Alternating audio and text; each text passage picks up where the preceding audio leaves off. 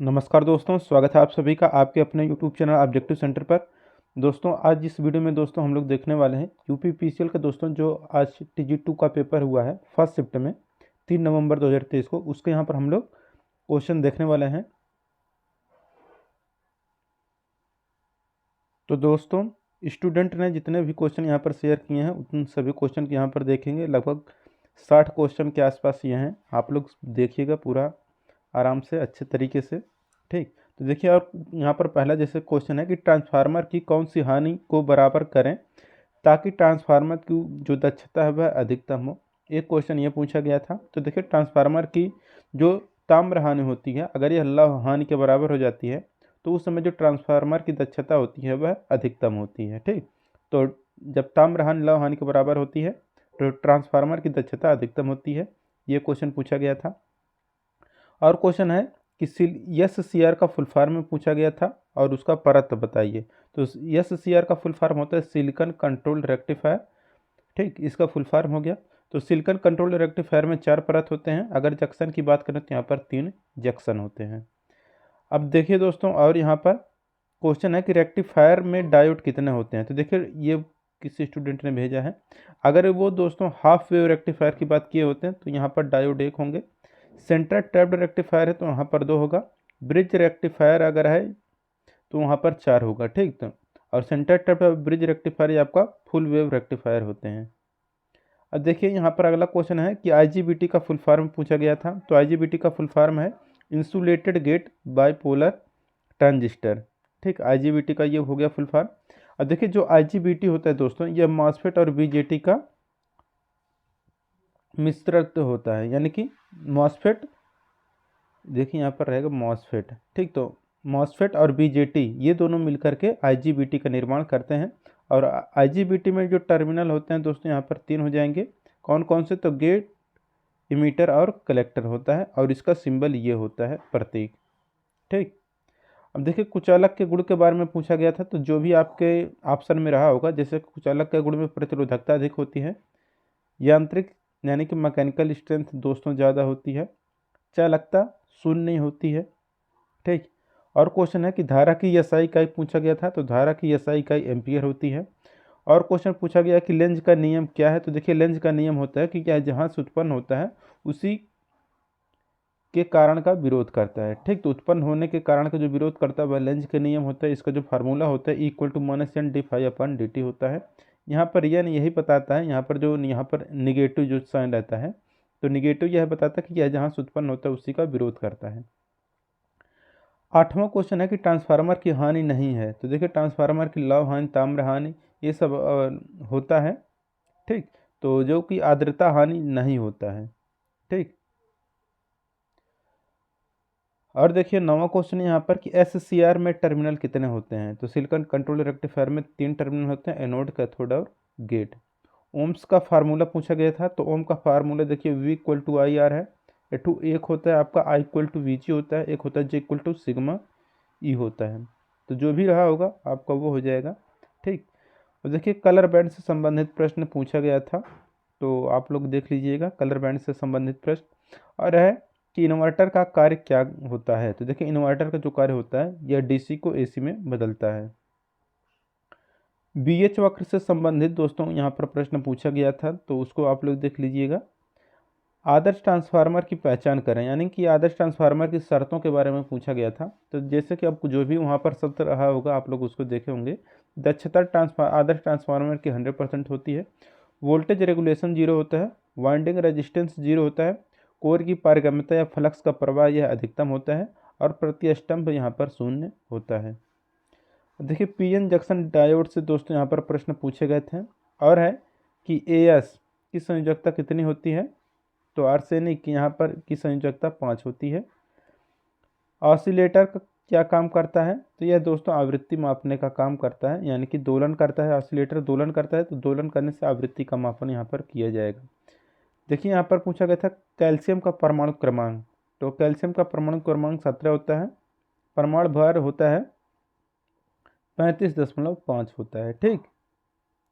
अब यहाँ पर अगला क्वेश्चन यहाँ पर देखिए, कह रहा है यहाँ पर कि यदि बैटरी में पॉजिटिव टर्मिनल को P से जोड़ें तथा निगेटिव टर्मिनल को N से जोड़ें तो कौन सा बायस होगा। तो अगर दोस्तों पॉजिटिव सिरा P से जुड़ा हो और निगेटिव सिरा N से जुड़ा हो तो वह हमारा फॉरवर्ड बायस कहलाता है। और जब इसी का यानी कि पॉजिटिव वाला यहाँ पर N से जुड़ा हो और निगेटिव वाला P से जुड़ा हो तो हमारा इसका जस्ट उल्टा हो जाता है, ठीक, रिवर्स बायस। अब देखिए यहाँ पर है अगला क्वेश्चन कि चांदी की प्रतिरोधकता क्या होती है। तो देखिए चांदी की जो प्रतिरोधकता होती है 1.5 × 10⁻⁸ ओम मीटर होता है। दोस्तों प्रतिरोधकता काफ़ी सारे मटेरियल का आप लोग याद कर लीजिए क्योंकि ये अक्सर एग्जाम में पूछा करता है, तो आप लोगों को भी एग्जाम में आ सकता है। जैसे कि कापर का मैं यहाँ पर बता दे रहा हूँ, इसकी प्रतिरोधकता 1.72 × 10⁻⁸ ओम मीटर। एल्युमिनियम का होगी यहाँ पर 2.66 × 10⁻⁸ ओम मीटर। अब देखिए यहाँ पर क्वेश्चन पूछा गया है QR कोड का फुल फॉर्म पूछा गया है, ठीक। तो QR कोड का फुल फॉर्म होता है क्विक रिस्पांस कोड, ठीक। किसके द्वारा बैटरी चार्ज होती है। तो देखिए DC सप्लाई के द्वारा यहाँ पर बैटरी चार्ज की जाती है। 1000 ओम का कलर कोड यहाँ पर पूछा गया था। तो देखिए यहाँ पर 1000 कलर का भूरा, काला, लाल, और यहाँ पर परसेंटेज अगर दिया होगा तो यहाँ पर कुछ और परसेंटेज हो जाएगा आपका, ठीक। जैसे कि सोने के लिए यहाँ पर हो जाएगा 5%, चांदी के लिए हो जाएगा 10%। मेगर का उपयोग क्या है। तो देखिए मेगर का उपयोग दोस्तों उच्च प्रतिरोध को मापने के लिए या इंसुलेशन की मोटाई मापने के लिए भी हम लोग मेगर का उपयोग करते हैं। क्लैंप मीटर क्या मापता है। तो देखिए क्लैंप मीटर क्या होता है कि चलती लाइन में धारा का मापन करता है क्लैंप मीटर। अगला क्वेश्चन यहाँ पर देखिए कह रहा है कि DC सीरीज मोटर में अभिलाक्षणिक वक्र किसके किसके बीच होता है। तो देखिए DC सीरीज मोटर में अभिलाक्षणिक वक्र वोल्टेज और धारा के बीच होता है, ठीक। वैसे जो खींचा जाए टार्क व लोड, गति व लोड के बीच खींचा जाता है, तो वोल्टेज और धारा के बीच हो सकता है ऑप्शन में रहा हो, तो आपका ये हो जाएगा। मॉसफेट के टर्मिनल कितने होते हैं। देखिए मॉसफेट में जो टर्मिनल होते हैं वह 4 होते हैं, JFET में 3 होते हैं, BJT में भी 3 होते हैं और डायोड में 2 होते हैं। इसे भी आप लोग याद रखिएगा। वाइंडिंग में पोल पिच से संबंधित प्रश्न पूछा गया था। और देखिए ट्रांसफार्मर की दक्षता कितनी होती है। तो ट्रांसफार्मर की दक्षता दोस्तों 95 से 98% होती है, लेकिन अगर आदर्श ट्रांसफार्मर की बात करता तो वहाँ पर 100% हो जाता। एक पूछा गया था कि 30 एम्पियर हावर में बैटरी में 1 हावर में चार्जिंग करंट की क्षमता क्या होगी। तो क्षमता इक्वल टू होता है दोस्तों धारा इंटू घंटा। तो यहाँ पर क्षमता यहाँ पर 30 दिया है, 30 एम्पियर हावर। धारा I का मान हमको ज्ञात करना है, S का मान यहाँ पर 1 घंटा दिया है, यहाँ पर I इक्वल टू 30 एम्पियर आ जाएगा, ठीक। DOL स्टार्टर के बारे में पूछा गया था, ये 5 हॉर्स पावर तक का होता है, ठीक। कोरोना प्रभाव से संबंधित प्रश्न पूछा गया था दोस्तों। अगर वह ध्वनि से संबंधित होगा तो कोरोना प्रभाव में जो ध्वनि होती है वह हिसिंग ध्वनि होती है। मॉसफेट कौन सा सोर्स है। तो देखिए पूछा गया था मॉसफेट से आप लोगों को यहाँ पर काफ़ी क्वेश्चन देखने को मिलेगा। तो देखिए मॉसफेट जो है आपका करंट सोर्स है, ठीक, करंट सोर्स है। कंट्रोल कौन सा होता है। तो वोल्टेज कंट्रोल होता है। सोर्स कौन होता है। तो करंट सोर्स होता है। अगला क्वेश्चन है कि सीरीज मोटर को स्टार्ट करने के लिए कौन सा स्टार्टर यूज करते हैं। तो देखिए सीरीज मोटर को स्टार्ट करने के लिए हम लोग 2 पॉइंट स्टार्टर का प्रयोग करते हैं। ECL का फुल फॉर्म पूछा गया था। तो इमीटर कपल्ड लॉजिक होता है ECL का फुल फॉर्म। क्लास A की आग को बुझाने के लिए किस प्रकार के अग्निशामक यंत्र का क्लास A की आग को बुझाने के लिए किसका प्रयोग करते हैं। तो क्लास A की आग को बुझाने के लिए हम लोग पानी का प्रयोग करते हैं। ये भी क्वेश्चन पूछा गया है। और है कि स्टेप अप ट्रांसफार्मर में K का मान क्या होता है।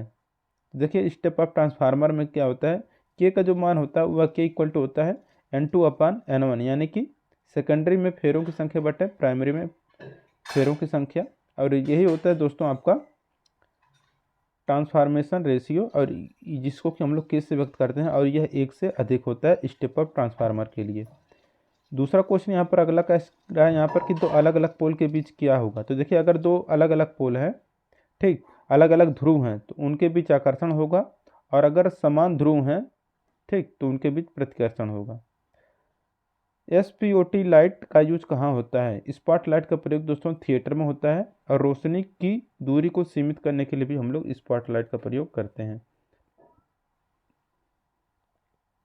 अब देखिए अगला क्वेश्चन है कि आई इक्वल टू बी से साइन 157t में आवृत्ति बताइए। तो यहाँ पर I equal to I M sine omega T से तुलना करेंगे तो ओमेगा का मान 157 आएगा। तो यहाँ से omega equal to 2 pi equal to 157 हो जाएगा।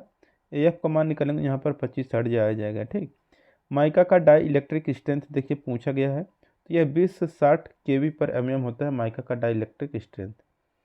अगला क्वेश्चन है कि 3 प्रतिरोध समानांतर में जुड़े हैं तथा एक और प्रतिरोध समानांतर में जोड़ें तो क्या होगा।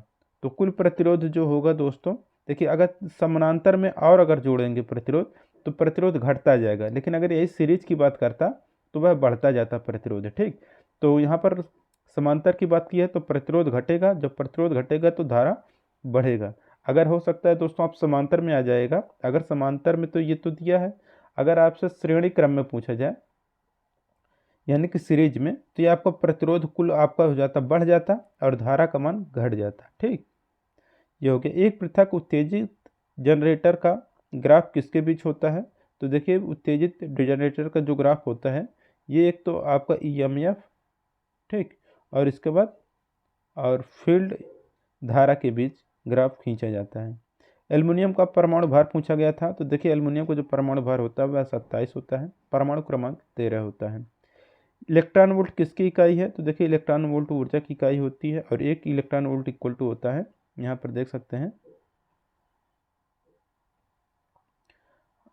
अब देखिए यहाँ पर है इनमें कौन सा चालक नहीं है।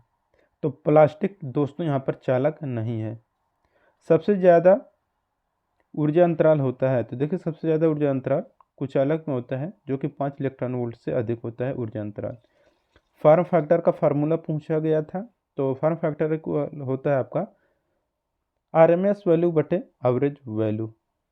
ठीक, कम्यूटेटर क्या कार्य करता है। तो कम्यूटेटर दोस्तों AC को DC में बदलने का कार्य करता है। गवर्नर क्या काम करता है, तो ये स्पीड कंट्रोल करने का कार्य करता है गवर्नर। तो दोस्तों ये यहाँ पर कंप्लीट हो गया। तो इतने दोस्तों लगभग क्वेश्चन पूछे गए थे, और भी क्वेश्चन थे जो कि दोस्तों स्टूडेंट नहीं बता पाए हैं। ठीक, तो जो क्वेश्चन स्टूडेंट ने भेजे हैं लगभग ये 50-60 क्वेश्चन हैं, तो इसको आप लोग देख लीजिए। जिनको भी दोस्तों ये PDF चाहिए, PDF लेने के लिए दोस्तों ये जो ऑब्जेक्टिव सेंटर जो टेलीग्राम चैनल है दोस्तों, आप लोग इसको ज्वाइन कर लीजिएगा। यहाँ पर मैं इस PDF को डाल दूँगा, तो लिंक आपको डिस्क्रिप्शन बॉक्स में दिया गया है, या फिर व्हाट्सएप ग्रुप में ज्वाइन होना चाहते हैं तो उसका भी लिंक आपको डिस्क्रिप्शन बॉक्स में दिया गया है। आप लोग जाकर वहाँ से PDF डाउनलोड कर सकते हैं। ठीक, मिलेंगे नेक्स्ट वीडियो में। Thank you.